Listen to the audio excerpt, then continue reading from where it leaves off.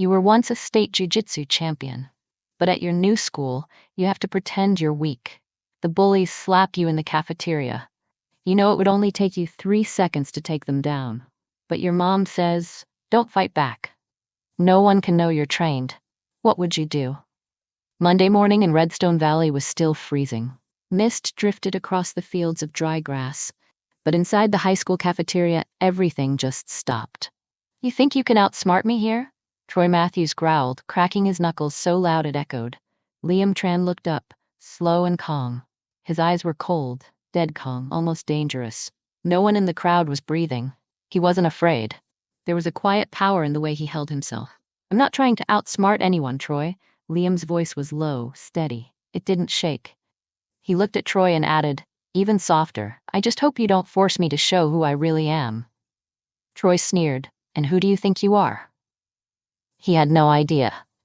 In a few days, he'd regret ever picking this fight. The whole school would be talking about what was coming. This story started at Redstone Valley High, Colorado. Liam Tran was 16, Vietnamese American. He walked through the front gates with his gray hoodie up, black hair falling over his eyes. He just moved from Portland, Oregon after his family blew up. His older brother Ethan was arrested for beating up a bully who went after Liam. The lawyer bills nearly ruined their mom, Mrs. Lynn. This was Liam's third new school in 4 years. On the outside, Liam was nothing special. Medium height, lean but wiry, faded joggers trying to disappear into the crowd. He barely spoke when teachers called his name, just a whisper, as if he wished he could be invisible. But what he hid would shock everyone. Back in Oregon, Liam was a youth jiu-jitsu champion. 4 years of brutal training in a Portland gym turned him into a real fighter. His guillotine choke could drop anyone in a second. Even his coach was stunned by his armbar. But in this new town, he'd promised his mom he'd keep it a secret. Start over, honey, Mrs. Lynn had begged, eyes glistening. Just be normal.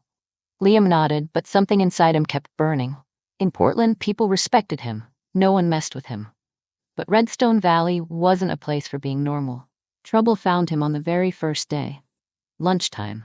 Liam sat alone in the corner, headphones jammed in, staring at a tray of cold ham sandwiches.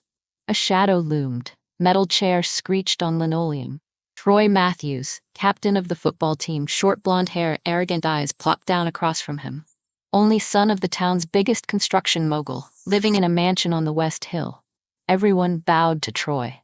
2 guys flanked him. Caleb Miller, skinny, eyes always scheming, and Kyle, big and broad, smirking at Liam from the side. Hey, new kid. Troy's voice was low and hard, his arms braced on the table. I'm Troy Matthews. This is my turf. My rules. He jerked his chin at Caleb and Kyle, like he was showing off loyal guard dogs. Liam looked up from his lunch tray. Nice to meet you. I'm Liam.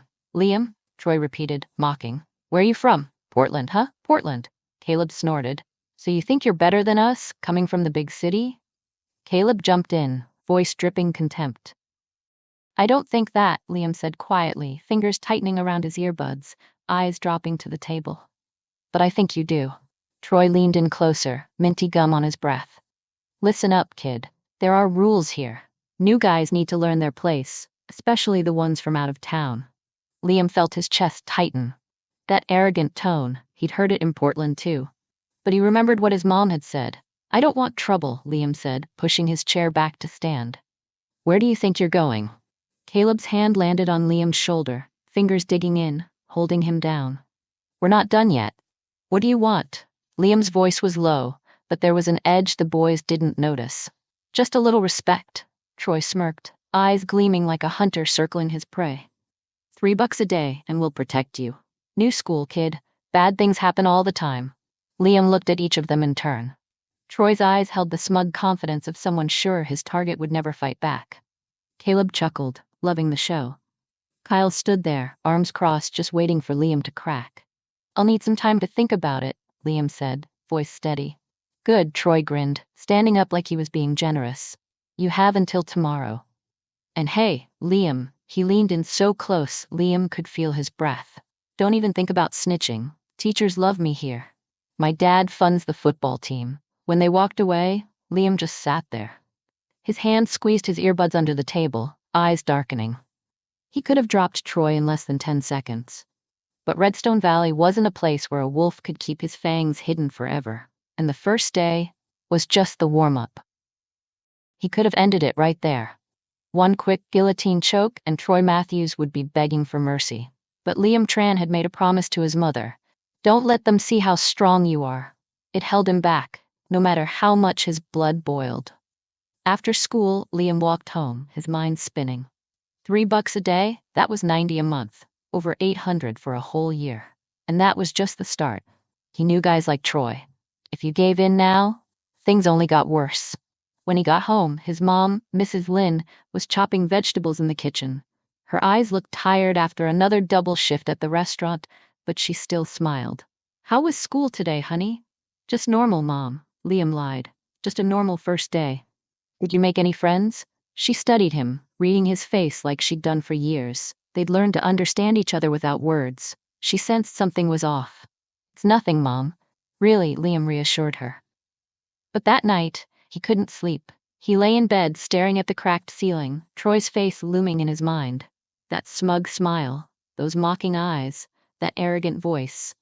In Portland, Liam handled guys like that. Nobody dared mess with him there. But here in Redstone Valley, he was just the quiet new kid who wanted no trouble. Tuesday morning, things escalated. He had barely set foot in school when Troy and his friends cornered him on the stairs. So you think it over? Troy asked, eyes sharp as blades. I'm not paying, Liam said, voice firm. The smile vanished from Troy's face. What did you say? I said no. They stared at each other for a long second. Then Troy laughed, a cold, empty laugh with no joy at all.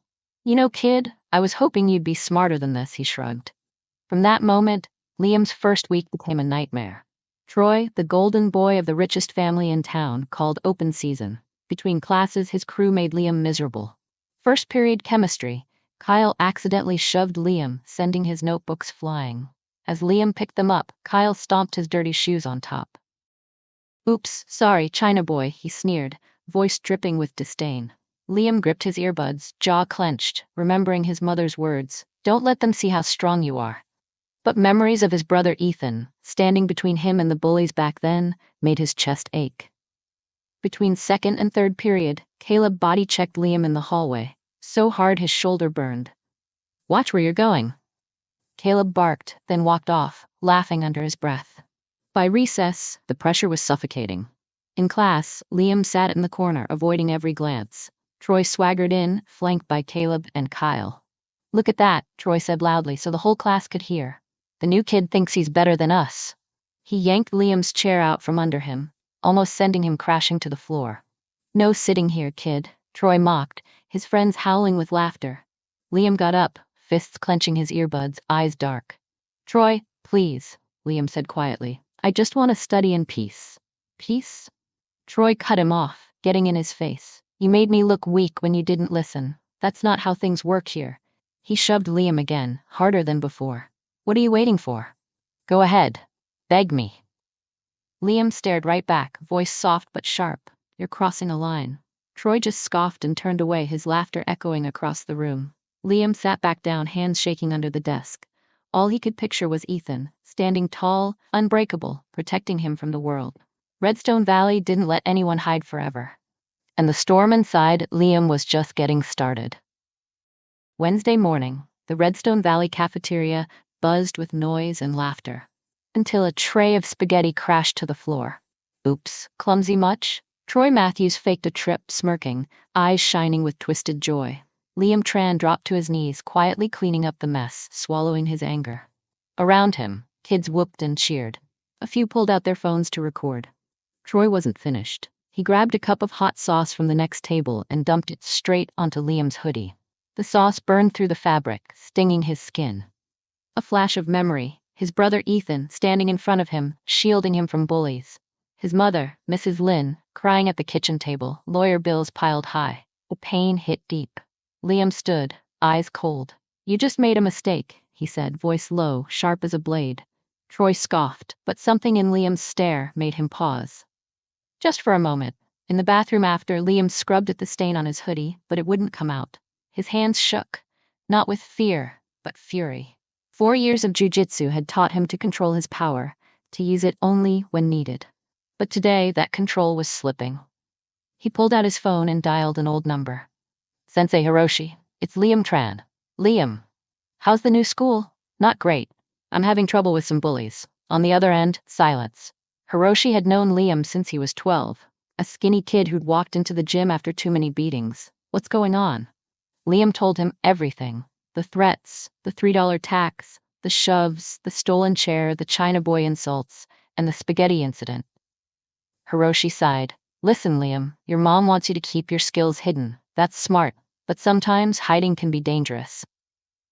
What do you mean? If you let them keep pushing, they won't stop. Guys like that, they only listen to strength. But if you act, do it carefully, not at school, not in front of a crowd, and don't hurt anyone bad. I remember, Sensei, and Liam, you have the right to defend yourself. The rest of the day, Liam couldn't think about anything else. By the final bell, he'd made up his mind. He couldn't take it anymore. After school, he hung around the library pretending to study. Really, he was waiting for the halls to empty. He needed to face Troy alone. Around 4 o'clock, he left the building. The parking lot was nearly deserted, just a handful of teachers' cars and a couple of seniors' trucks. Liam knew Troy stayed late for football practice. He walked to the sports complex, peered through the gym window. Practice had just ended. The team was headed to the locker room. Liam waited 30 more minutes until he finally saw Troy walk out. Aloy, Liam called out. Troy turned, that crooked smirk spreading across his face. Well, look who it is. Spaghetti boy wants more? Liam walked closer, standing tall, never breaking eye contact. The parking lot was empty, silent except for them. I need to talk. About what? Troy crossed his arms, cocky as ever. To him, this kid was no threat. About what happened in the cafeteria today. That? Troy shrugged. I thought it was hilarious, didn't you? Fun for you, not for me. Troy stepped in, towering at nearly 6'3", dwarfing Liam by almost a head. Listen, kid. I've been nice, gave you an easy choice. Pay up, you get to walk in peace. But you want to be a hero? Fine. Now you pay the price. Pay the price? A cold smile crept onto Troy's lips. Tomorrow, everyone's gonna know what a loser you are. I'll tell them you just sat there, frozen in your spaghetti. I'll put the video online, spaghetti boy. Perfect. A glint flashed in Liam's eyes. Troy read it as fear. He was wrong. Scared now? Too late, kid, Troy sneered. Troy, Liam said, voice calm, almost gentle. He stepped closer, shrinking the space between them. His eyes were sharp, steady as a blade. I have a proposal. Proposal? You don't get to propose anything. One-on-one. Right here, right now. If you win, I won't just pay $3. I'll pay you 10 a day. I'll do whatever you want. Troy raised an eyebrow, surprised. And if I win, you leave me alone for good. And you apologize to me in front of the whole school for what you did today. Troy burst out laughing. You're serious? You want to fight me? He puffed up.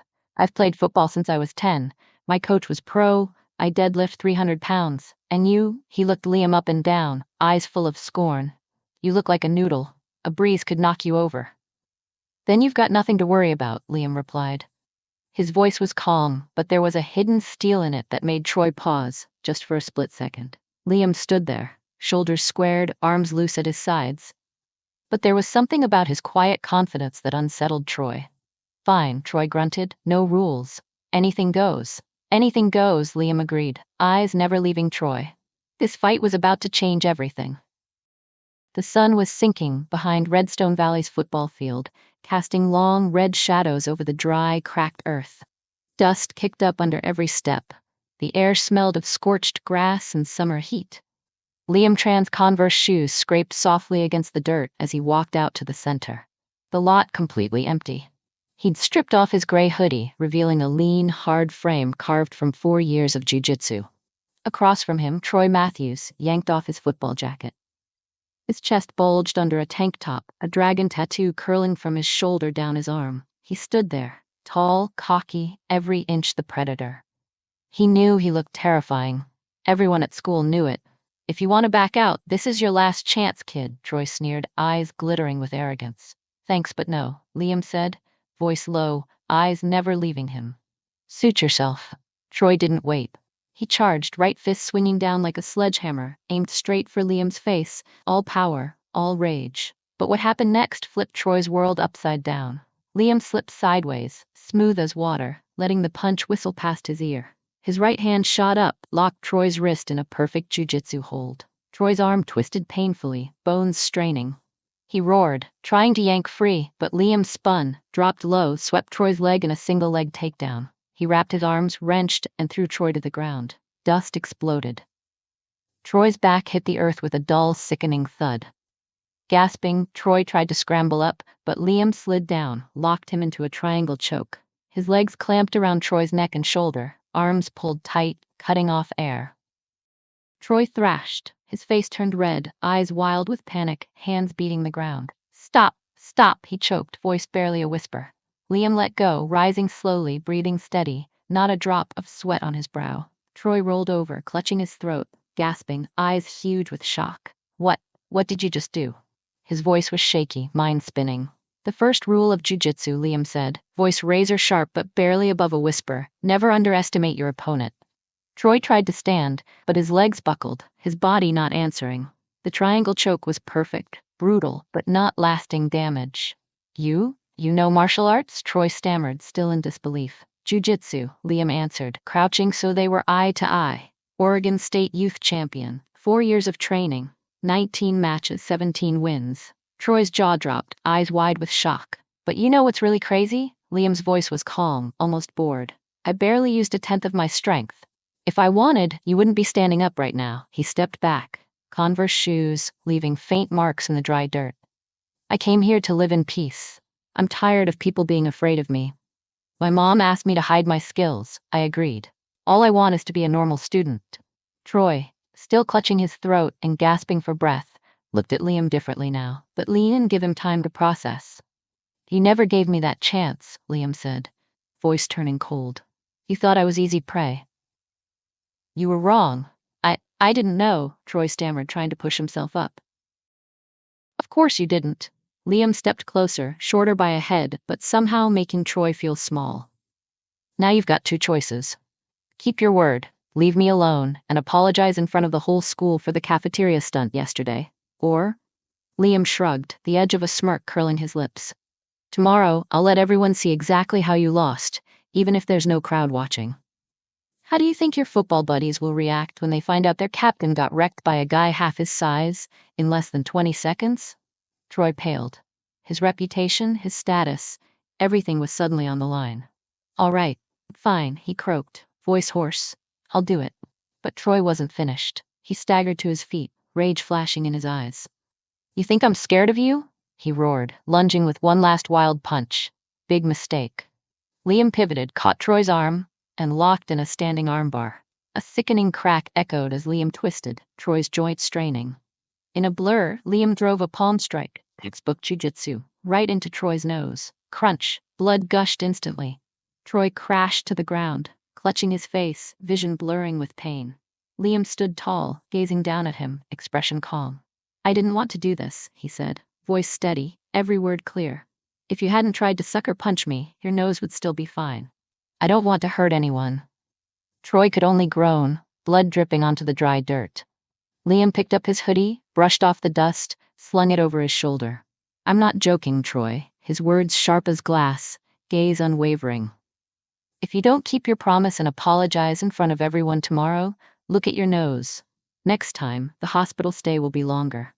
His Converse shoes scraped quietly as he walked away, leaving Troy on the ground, hands covered in blood, sunset blazing behind him.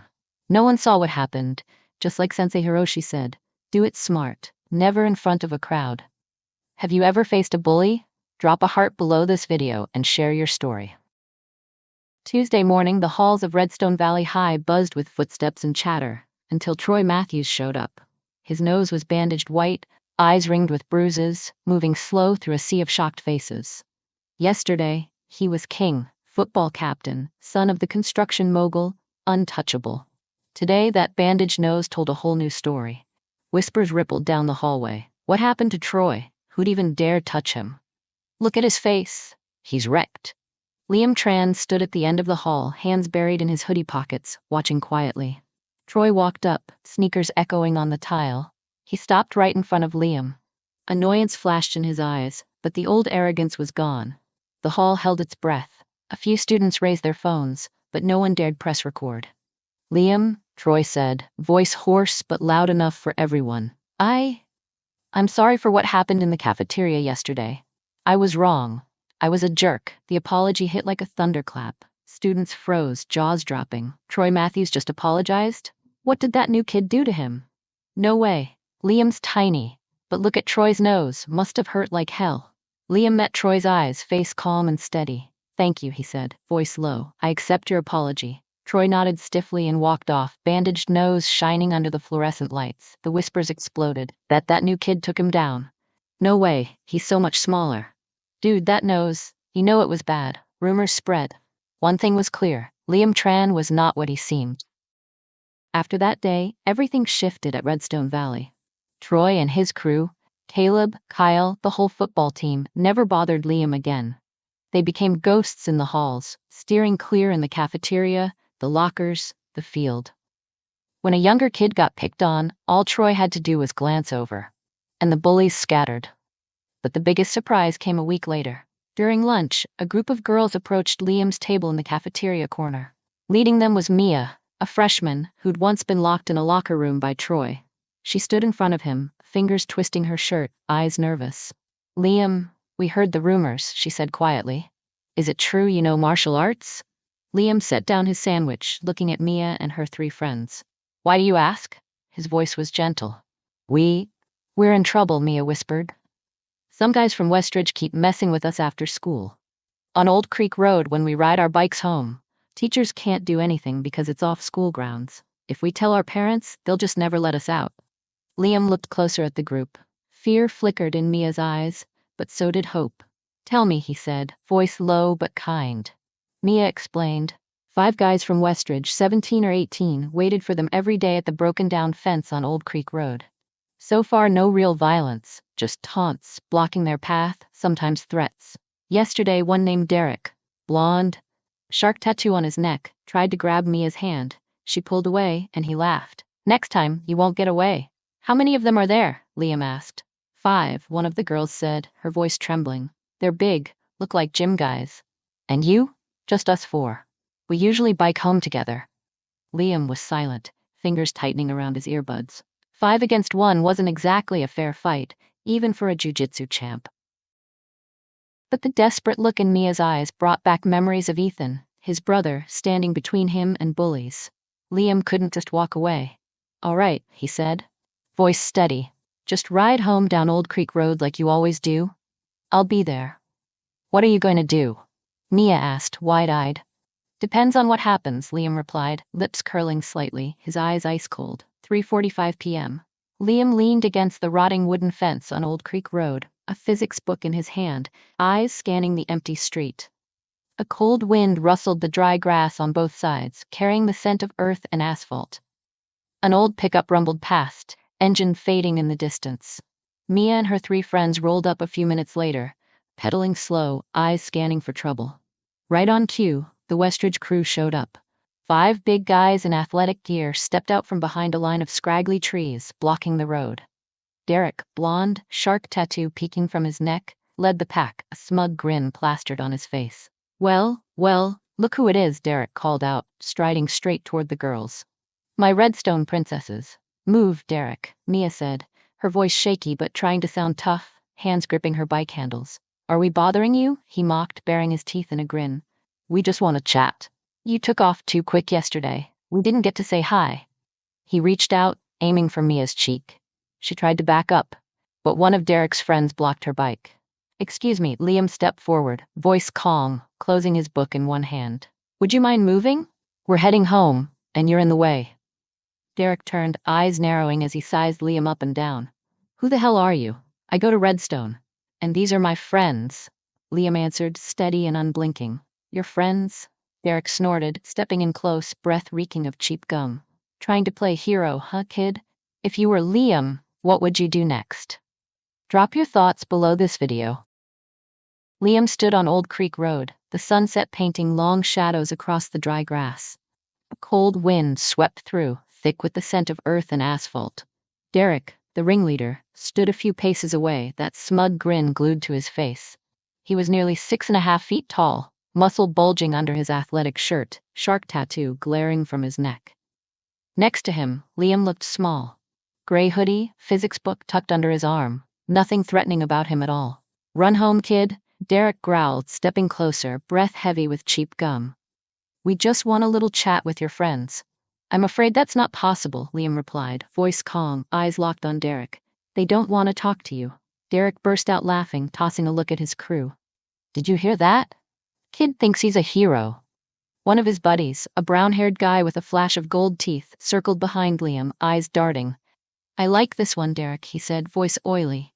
"Kid's got guts. Maybe let him tag along?" He reached out to grab Liam's shoulder. Big mistake. Liam didn't even turn. In one fluid move, he fired his left elbow straight back, jiu-jitsu precision, slamming into the guy's temple. The hit was short, sharp. The guy stumbled, doubled over, gasping for breath.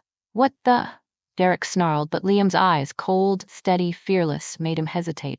A hunter watching his prey. "You've got 2 minutes to get out of here," Liam said, voice low but slicing. "This is your only warning." Derek stared, stunned. A kid half his size, half his weight, giving orders? "You're out of your mind," he roared, lunging with a right hook, all his power behind it. But Liam was ready. He slipped aside, Derek's punch slicing through empty air. In a blink, Liam caught Derek's wrist, twisted hard in a brutal wrist lock, bones popping, pain shooting up Derek's arm. Derek howled, but before he could fight back, Liam dropped low, swept Derek's legs out in a perfect double-leg takedown. Derek crashed into the dirt, choking on dust. Liam moved fast, locking in an armbar, jiu-jitsu style. He squeezed just enough to make Derek's shoulder scream but not break. "Stop!" Derek gasped, face going pale. Liam let go, stood up, eyes still icy. But Derek wasn't finished. He scrambled up, pain in his eyes, and whipped out a folding knife, steel blade catching the last light. "You're dead," he roared, lunging with the blade. Liam reacted instantly. He slipped aside, caught Derek's knife hand in a Kote-Geishi wristlock, twisted hard, forcing Derek to drop the weapon. Liam didn't stop. He hammered a palm strike up into Derek's chin. Not the nose this time. Didn't want a repeat of the Troy mess. A solid thud. Derek toppled backward, blood dribbling from his lip, vision swimming. The whole thing took less than 5 seconds. The other 3 froze, mouths hanging open. Derek, the unbeatable leader of Westridge, now lay sprawled on the ground, his knife kicked meters away. The gold-toothed guy was still doubled over, clutching his stomach. "Who's next?" Liam asked, voice flat, eyes sweeping across the group. No one moved. They'd seen what happened to Derek, and that look in Liam's eyes, not angry, just cold, it was enough to make anyone think twice. "Smart," Liam nodded. "Now pick up your friends and get out of here. If I ever see any of you near them again, our next conversation won't be so gentle." They scrambled, dragging Derek to his feet. He staggered, blood dripping from his chin. Goldtooth stumbled after, still wheezing. As the Westridge boys vanished behind the line of trees, Mia and her friends rushed over, eyes wide, somewhere between shock and relief. "Oh my God, Liam," Mia gasped, voice shaking. "How did you do that?" "It's a long story," Liam shrugged, picking his physics book up from the ground and brushing it off. "What matters is they're not coming back." "What if they do?" one girl asked, still trembling. "They won't," Liam said, lips curling into a slight smile. "Guys like Derek only understand strength." He got the message loud and clear today. Mia looked up at Liam, eyes bright with awe. "Thank you," she said, voice thick. "If you hadn't been here, I don't know what we would have done." Liam nodded, hands in his hoodie pocket. "Stick together. And let me know if anything happens, all right?" All 4 girls nodded, still a little stunned. As they pedaled away, Liam stood alone on Old Creek Road, the sunset blazing behind him. He checked his physics book. No tears. Lucky. Back home, his mom, Lynn, was chopping vegetables in the kitchen. "How was school today?" she asked, same gentle voice as always. "Better, Mom," Liam said, a small smile playing on his lips. "Much better." Lynn looked at her son, noticing something different. His shoulders had dropped, his eyes no longer wary like in those first days at Redstone. "Did you make any friends?" she probed, watching him. "Yeah," Liam said, setting the book on the table. "A few." Lynn smiled, asking nothing more. But in her heart, she knew. Her son was finally finding his place. Have you ever stood up for someone? Share your story below this video. The next morning, Redstone Valley High buzzed like a kicked-over beehive. News of what happened on Old Creek Road spread faster than wildfire. With every retelling, the story got bigger. The new kid took down 5 giant Westridge guys. I heard he's a jiu-jitsu champion. Details got stretched, but the core stayed true. Liam Tran, the small Vietnamese kid, stood up to the school's worst bullies and protected Mia and her friends. In the halls, students from sophomores to seniors crowded around Liam. A few greeted him, eyes wide with curiosity. "Hey Liam, did you really do it?" a junior asked, half in awe, half in doubt. Liam just shrugged, hands stuffed in his gray hoodie. "Just helping a friend," he said quietly, moving on. But the crowd wasn't done yet. A group of freshman girls approached, a little shy. "Liam," one with a ponytail piped up, "could you teach us how to defend ourselves? Like you did with the Westridge boys?" Liam paused, looking at her. There was fear in her eyes, but something stronger too. The same fire he saw in Mia. "Of course," he said, a hint of a smile. "But not for fighting. Only to protect yourselves." The girls lit up, eyes shining. Liam reached out to Coach Carter, head of the wrestling team, and borrowed the gym after school. Within a week, he had a class of about 15 students. Latino, black, white, mostly girls, but a few curious guys too. Liam taught the basics of jiu-jitsu. How to keep your balance, how to break a grip, how to use a wrist lock if someone grabbed you. He stressed, strength isn't as important as technique. Stay calm, watch your surroundings, and always look for a way out. Standing in the center of the gym, Liam spoke clearly. The best fight is the one you never have to fight. But if you have to act, move fast, move hard, and end it quick. The class got popular, fast. Not just students, but even a few teachers stopped by to watch, nodding in approval. Even the principal, Mrs. Harper, took notice.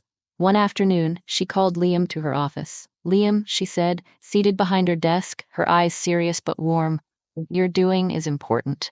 Kids these days need to know how to protect themselves." "Thank you, ma'am," Liam answered, standing tall, hands in his pockets. "I just want to help." Mrs. Harper tilted her head, studying him. "Your mom told me about your state championship in Oregon. Why did you keep that a secret when you enrolled?" Liam was quiet for a moment, eyes drifting downward. "I thought it would be easier to hide," he admitted. "I just wanted to be a regular student." "And now?" Mrs. Harper asked softly. Liam looked out the window, sunlight streaming across the schoolyard. "I realized hiding isn't living. It's just surviving. Living starts when you stop being afraid to be yourself." Mrs. Harper smiled, pride shining in her eyes. "That's wise, Liam. Not many 16-year-olds understand that." About a month after the Old Creek Road incident, something big happened that made Liam's reputation unshakable. A local jiu-jitsu league came to Redstone Valley to host an exhibition and scout for young talent. The event was held at the town's sports center, drawing a huge crowd from Redstone High. Liam hadn't planned to compete. He just went to watch, hanging out with Mia and a few friends from his self-defense class. He sat in the stands, gray hoodie pulled over his head, sipping water and scanning the mats below. But when the organizers opened up a challenge round, letting anyone step up and try their skills, the students started chanting, "Liam! Liam! Liam!" The chant rippled through the crowd, heads turning. Coach Mike Torres, former jiu-jitsu coach and event organizer, frowned, curious. "What's going on?" he asked a nearby spectator. "Redstone High student," the guy replied. "They say he's a jiu-jitsu champ, took down a whole crew of bullies last week. Is that so?" Torres raised an eyebrow. "How old?" 16, someone called out. Torres nodded.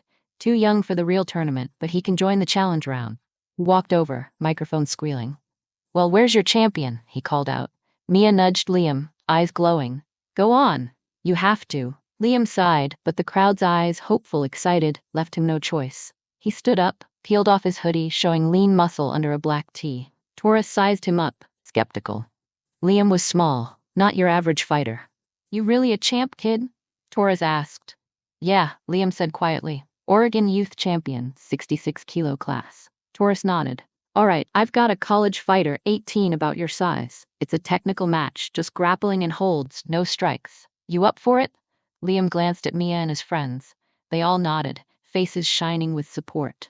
"All right," he said, stepping down to the mat. "If you were Liam, what would you do in this challenge? Drop your predictions below." Liam Tran stood in the center of the Redstone Valley Sports Complex, headgear on, thin grappling gloves strapped tight. The rubber mat smelled faintly underfoot, stage lights blazed down, and the roar of the crowd buzzed in the air. Across from him, Ryan Carter, an 18-year-old college fighter from Denver, a little taller, solid muscle from 2 years of jiu-jitsu. 6 amateur matches under his belt. He looked confident, relaxed. Take it easy, kid, Ryan grinned, rolling his shoulders as they warmed up. It's just a friendly match. No strikes. Liam nodded, eyes calm. This mat felt like home. The bleachers were packed. Redstone Valley students, parents, even locals. Mia stood right up front, gripping a friend's hand, eyes shining. He's got this, she whispered. Referee Mike Torres raised his hand. Begin. Ryan circled, cautious, probing with a few feints, rolling his shoulders, shuffling, watching for a reaction. Liam didn't move, arms loose, eyes locked on Ryan's every shift. Patience, he reminded himself, just like Sensei Hiroshi taught. Ryan struck first, snapping for a wrist control, testing Liam's balance. Liam slid out, parried with his forearms, smooth, almost lazy. Nice reflexes, Ryan thought, smirking. He turned up the pace, faked left, then shot for a single-leg takedown, aiming to sweep Liam off his feet. But Liam was ready. He sprawled, flattening Ryan's upper body to the mat, slid behind him in a blur, and locked in a rear naked choke, textbook perfect. Ryan twisted, clawing at Liam's arm, but the hold was tight, the technique flawless. The gym held its breath, then exploded when Ryan tapped out in under 10 seconds. Oh my God, Mia yelled, bouncing up and down, dragging her friends into a cheer. Redstone students erupted, shouting Liam's name, barely believing the quiet kid had just choked out a college fighter. Even Troy Matthews, watching from the corner, clapped, eyes wide with respect. Liam got up, stripped off his gloves, breathing even and steady. Ryan, still catching his breath, shook his hand, a wry grin on his face. You're strong, man. Where'd you learn? Portland. With Sensei Hiroshi, Liam said, voice low. Coach Torres stepped forward, astonishment written across his face. Hiroshi Sato? That guy's a jiu-jitsu legend. You're one of his students? Liam nodded, the corner of his mouth curling up. Have you ever thought about going pro? Torres asked, his tone serious. You've got national champion potential. Liam glanced up at the stands. He saw Mia and his self-defense students cheering, his mom Lynn in the back row, eyes shining with pride. Thank you, sir, Liam said. But right now, I just want to help my friends and my school. Competing isn't my priority. After the showcase, Liam's reputation soared. A headline in the Redstone Gazette read, 16-year-old takes down college fighter, complete with a photo of Liam on the mat, eyes sharp as steel. A Denver news channel even aired a quick interview, though Liam only said a few words. But none of that really mattered to him. What mattered was how Redstone Valley saw him now. Not as the new kid hiding behind a hoodie, but as a leader, a protector. Liam's self-defense class grew to over 30 students, from sophomores to seniors, girls and boys alike. Mia, more confident since the Old Creek Road incident, became his assistant coach, helping teach basics like wrist locks and stance. Girls in the class started standing up for themselves, and even boys, some who'd once sided with Troy, now looked up to Liam. Even Troy changed. After the bandaged nose and the apology, he started helping out, carrying books for younger kids, watching out for anyone in trouble. One afternoon after class, Troy awkwardly approached Liam in the gym. Liam, he muttered, scratching his neck. Thanks for that day in the lot. I used to be a real jerk. If you hadn't taught me a lesson, I probably still would be. Liam's eyes softened. We all mess up, Troy, he said quietly. What matters is fixing it. If you need anything, just ask. For the first time, Troy smiled, a real smile. But a new test was coming. In early October, Redstone Valley was rocked by shocking news. Derek Hansen, the same ringleader Liam had taken down on Old Creek Road, had just been arrested for assaulting a girl from a neighboring school. This time, he'd crossed a line. Mia went pale when she heard. Derek used to threaten me, she whispered to Liam after class. He said if I ever told anyone about what happened, he'd make me regret it. Liam squeezed her shoulder. He can't hurt you anymore, he said, steady. But if you want, we can talk to the police. You don't have to be afraid. Mia nodded, determination flickering in her eyes. If you were Liam, what would you do about Derek? Let us know your thoughts below. Derek Hansen faced serious charges for assaulting a girl from a neighboring school. But he wasn't alone. His father, a powerful Denver contractor, hired the most expensive legal team money could buy. They filed a civil lawsuit against Liam Tran, claiming Liam's strike to Derek's jaw on Old Creek Road had traumatized him, leading to his violent behavior, and demanded $50,000 in damages. The lawsuit exploded across local media. The Redstone Gazette ran stories calling Liam a teen hero, while Denver TV posed the question, self-defense or excessive force? On Twitter X, hashtags like Redstone Hero and Dangerous Kid flooded the valley, splitting public opinion. Some students posted clips of Liam teaching self-defense on TikTok, rallying support. But others, likely Derek's friends, called him a thug with skills. Reporters swarmed Liam's house for days, cameras pressed against the windows. His mom, Lane, pulled the curtains, hands shaking as she cleaned up dinner. "Maybe we should go somewhere else," she whispered one night as they washed dishes. "Start over, like we did in Portland." Liam shook his head, eyes sharp. "No, Mom. I'm not running. I didn't do anything wrong. But this lawsuit," she hesitated. "It'll bring out the truth," Liam said, voice firm. "Colorado law protects self-defense. The truth is on our side." The trial was set for 2 months later, in March. Derek's lawyers painted Liam as an aggressive kid, using jujitsu to inflict unnecessary pain. They claimed the jaw strike had caused Derek's psychological distress and led to his later assault. But they missed one thing. Liam had witnesses. On the day of the trial, the Denver courtroom was packed. Redstone Valley students showed up in force. Teachers, parents, too. A group from Liam's self-defense class started a GoFundMe, raising $2,000 for his legal bills.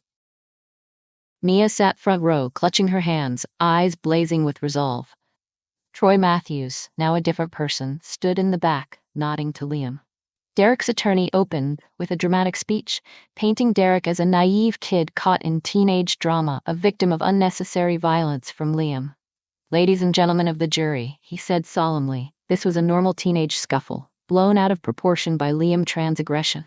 "Objection?" Liam's attorney, Elizabeth Harper, cut in sharply. "Your Honor, Mr. Hansen is not the defendant here." "Sustained," the judge replied. "Watch your language, counselor." Derek's lawyer kept pushing. But when the witnesses took the stand, their story fell apart. Mia was the first to take the stand. "Tell us about Old Creek Road," Miss Harper asked gently. Mia took a deep breath, voice trembling but clear. "Derek Hansen and his friends blocked our way every week," she said. "They said disgusting things, tried to touch us. That day, Derek grabbed for my hand. When I pulled away, one of them blocked my bike so I couldn't escape." "What happened then?" Miss Harper pressed. "Liam showed up," Mia replied, her voice steadier. "He told them to stop, but they turned on him, started threatening him." "Who threw the first punch?" "One of Derek's friends grabbed Liam from behind," Mia said firmly. "Liam only defended himself. He was protecting us." Derek's lawyers tried to shake her, but Mia held her ground. 3 other girls and a bystander all confirmed. Liam only acted to protect them. But the most powerful testimony came from Liam himself. "Mr. Tran," Miss Harper asked, "what has martial arts taught you?" Liam stood tall, shoulders back, eyes calm. He spoke about starting jiu-jitsu in Portland at 12, after being bullied.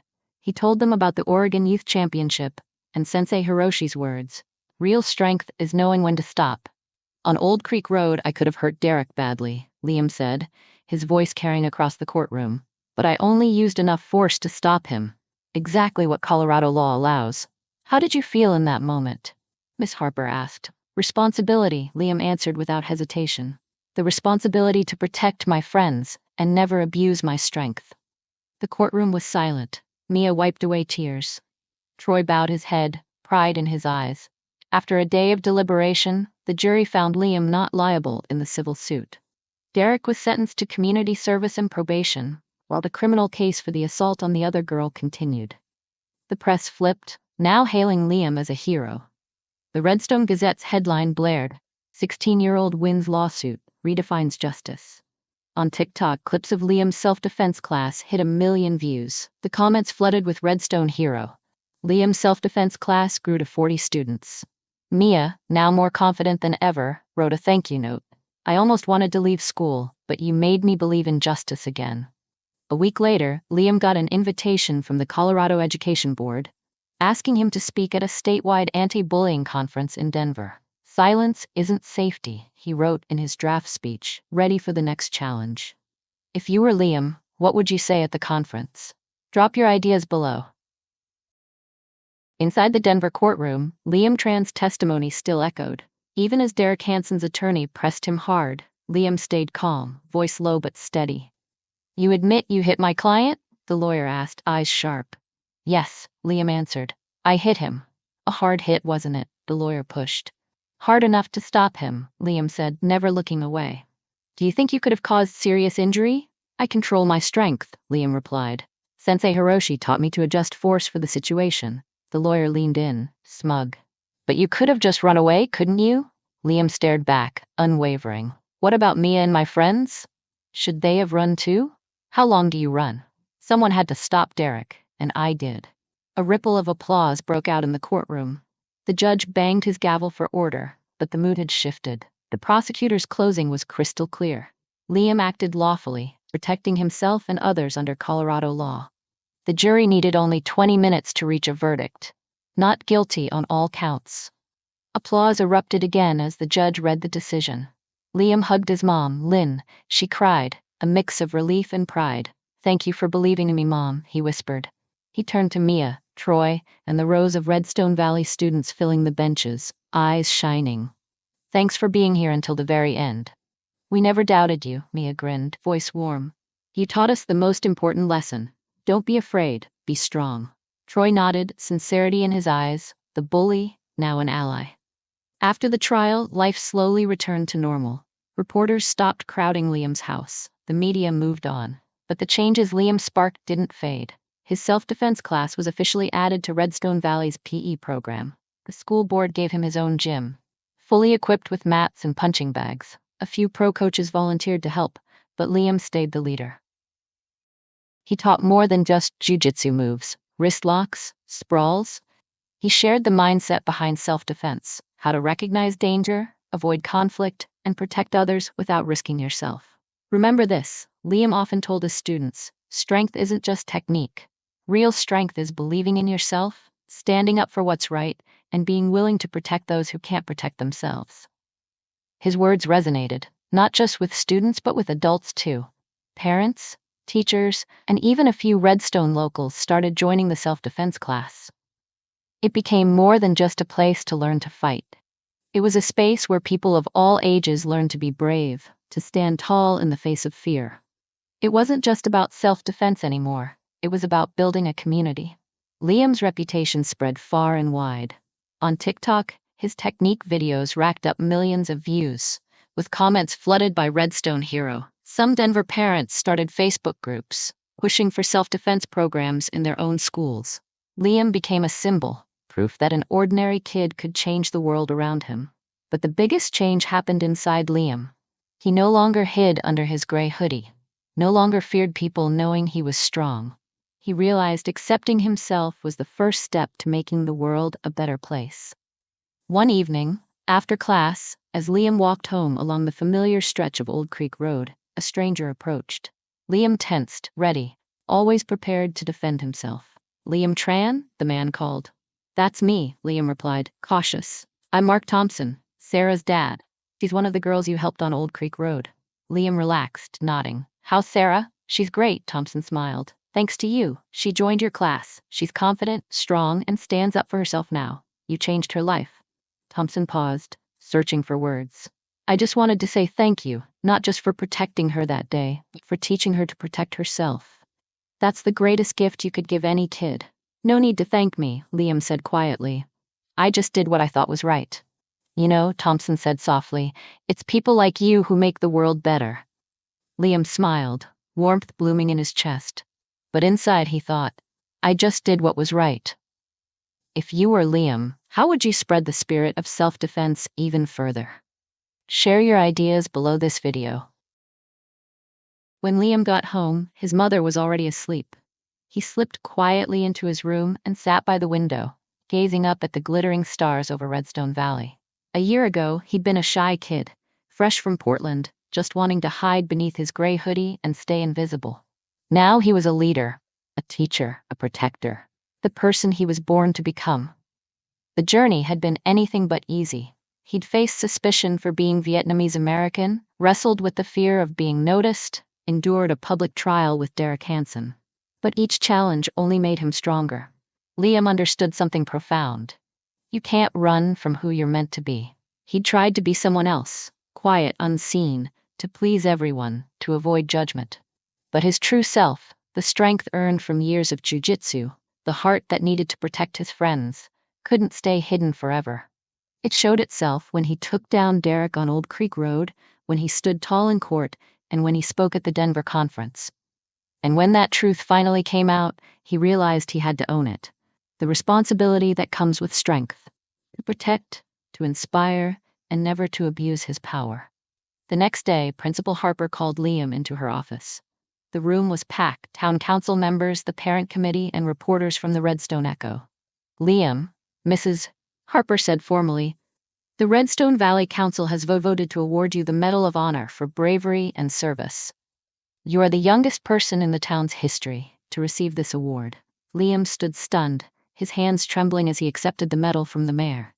He thought of his mother Lynn and Ethan, his brother who'd once protected him back in Portland. Thank you, he said, voice honest, almost raw. But this isn't just my award. It belongs to every student who found their strength, to the friends who believed in me, and to the teachers who helped me grow. He took a breath and went on. Real strength isn't about technique. It's about standing up for truth, helping those who can't fight for themselves, and never being afraid to be yourself. Anyone can be a hero. You just have to take the first step. The room erupted in applause. Cameras flashed, reporters scribbled furiously, but all Liam felt was a quiet certainty inside. He had finally become who he was always meant to be. In his senior year, Liam was elected student body president of Redstone Valley. He used his position to wipe out bullying from the inside out.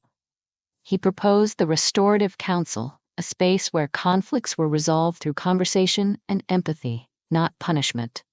It's not about punishing bullies, Liam explained. It's about helping them understand their mistakes and change. The system worked better than anyone expected. Serious incidents at school dropped to almost zero. After the medal ceremony, a reporter from the Redstone Echo sat down with Liam for an interview. What's next for you? I've heard a few gyms in Denver want you as a coach. Liam smiled, calm. For now, I just want to finish high school. Maybe later I'll become a coach, helping kids find their own strength the way Sensei Hiroshi helped me. Do you ever regret not hiding your skills from the start? The reporter pressed. Liam thought for a moment, memories flickering, of being bullied back in Portland. I used to try to be someone else. I thought it would be easier, but it's not. Hiding who you are is lying to yourself, and trouble always finds you anyway. So you believe we should always be true to ourselves? The reporter asked. Yes, Liam answered firmly. Everyone is born with talent and purpose. It's our job to use them for good. But it takes responsibility. There's no real strength without responsibility. The interview made the Redstone Echo's front page and quickly spread across Twitter X with #RedstoneHero. A clip of Liam's first step speech went viral on TikTok, inspiring kids all over Colorado. If you were Liam, how would you spread the spirit of self-defense even further? Drop your ideas below this video.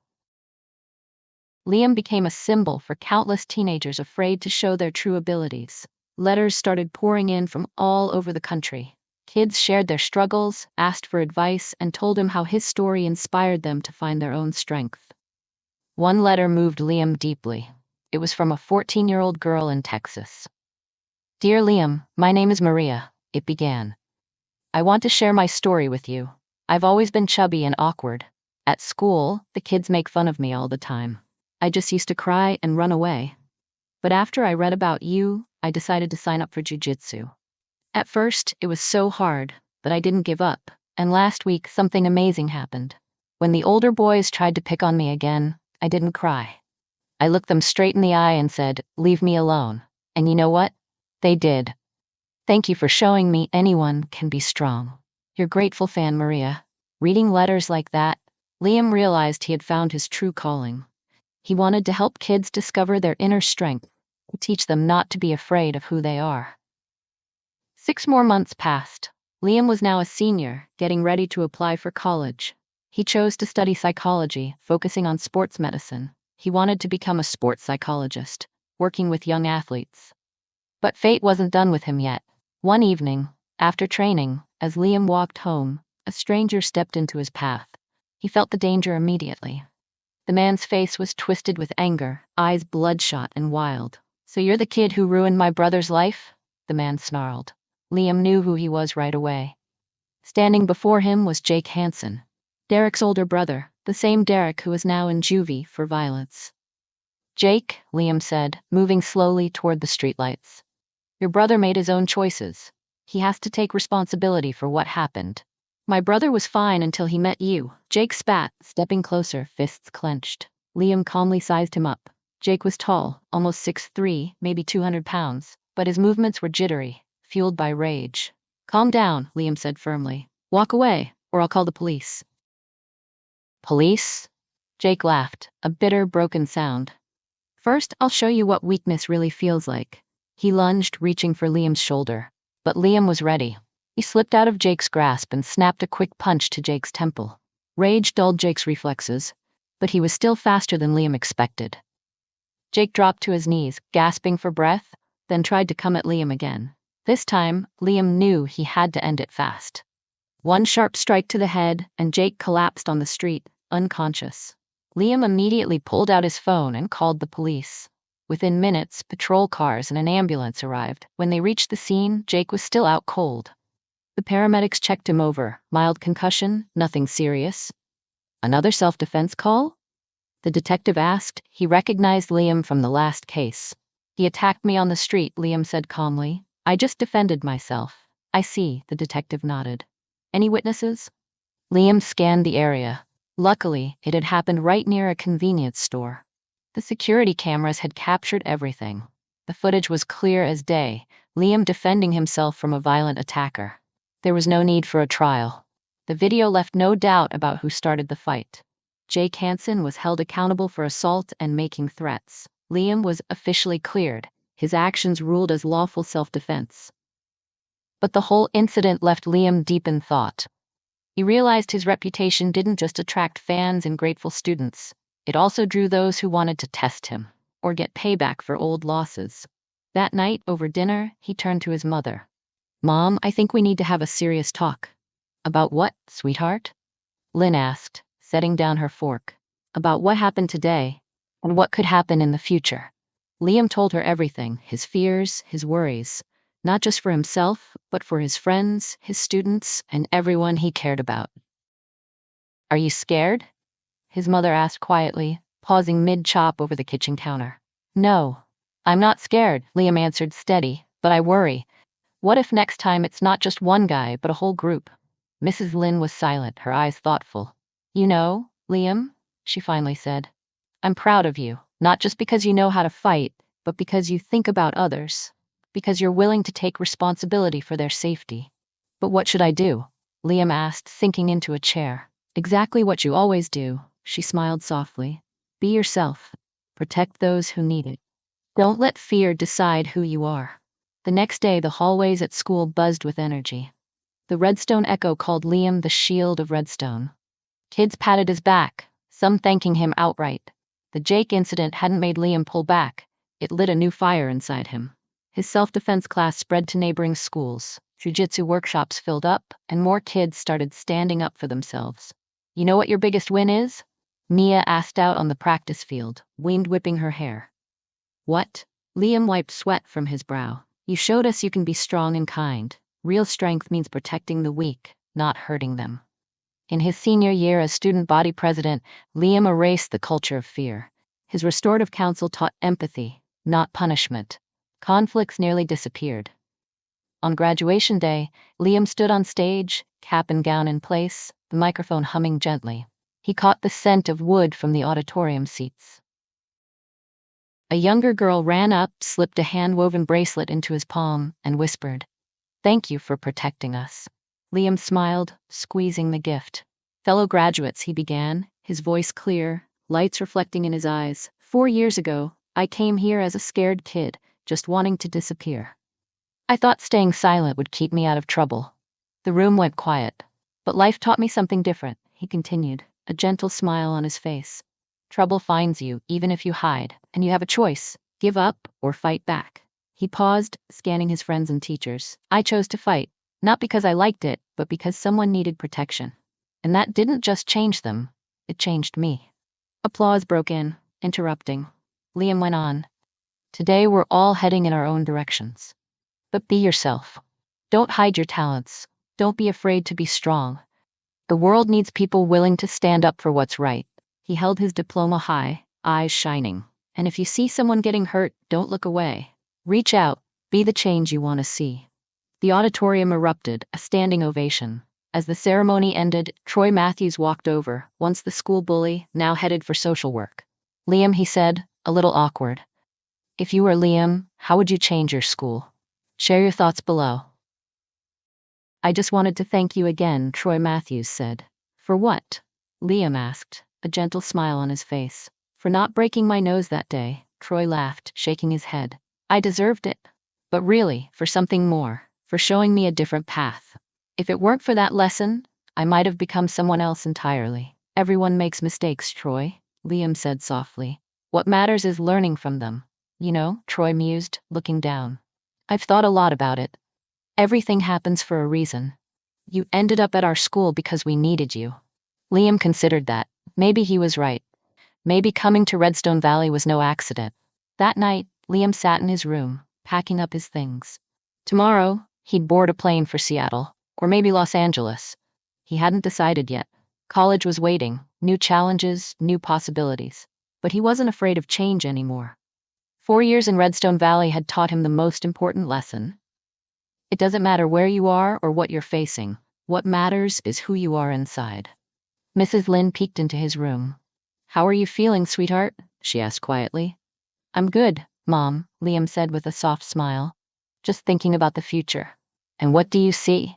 I see a lot of work to be done, a lot of kids who need help, and so many chances to make the world better.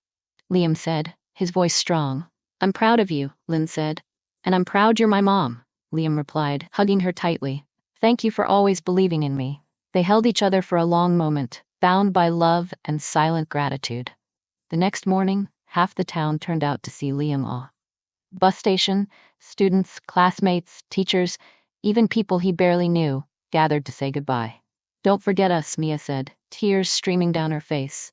How could I ever forget you guys? Liam replied, his smile warm. You'll always be in my heart. As the bus pulled away, Liam watched the town he loved grow smaller in the distance. This was where he'd found himself, where he'd discovered his purpose. But now, a new chapter waited ahead. And Liam was ready. He was invited to speak at national youth forums, advise school districts on anti-bullying programs, and design self-defense classes across the state.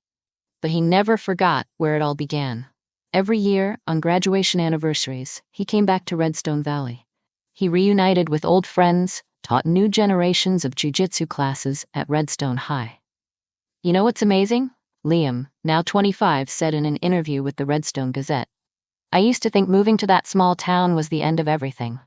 But it turned out to be the beginning. Because in that little town, I discovered who I wanted to become. Time moved on. Liam became not just a successful self-defense coach and community leader, but an inspiration for thousands of kids across Colorado. He became a symbol that anyone can change their own life and the lives of those around them if they find the courage to stand up for justice. And at Redstone High, in the school gym, there's a photo of a skinny young man with determined eyes. Below it, a wooden plaque reads, Liam Tran, Redstone Hero. He taught us that real strength is the willingness to protect others. Every new generation of students looks up at that photo and hears the story of the kid who changed an entire community. And they understand the most important lesson of all. Anyone can be a hero. You just have to find the courage to take the first step. The story ends exactly as it should. Not with roaring applause, but with a quiet certainty that the world is a little better because one person found the strength to stand up and shine. Maybe you've been Liam. Maybe you've been the one watching from the sidelines, wishing you'd done something. This story isn't just about martial arts. It's about courage, about choosing to stand up, even when everything inside you wants to back down. What do you think about how Liam faced injustice? About Troy, the bystanders, and those who finally said, enough? Leave your thoughts in the comments below. We read every single one, and if you've ever witnessed bullying, or if you're going through it right now, please share this video. Someone out there might need the reminder. You are not alone. We tell stories like this not just to entertain, but to touch hearts, spark hope, and send out quiet strength. If this story meant something to you, subscribe to our channel. Every click is a small nod to justice. This isn't just a story, it's a community of people who refuse to look away. Thank you for listening and for being part of this story.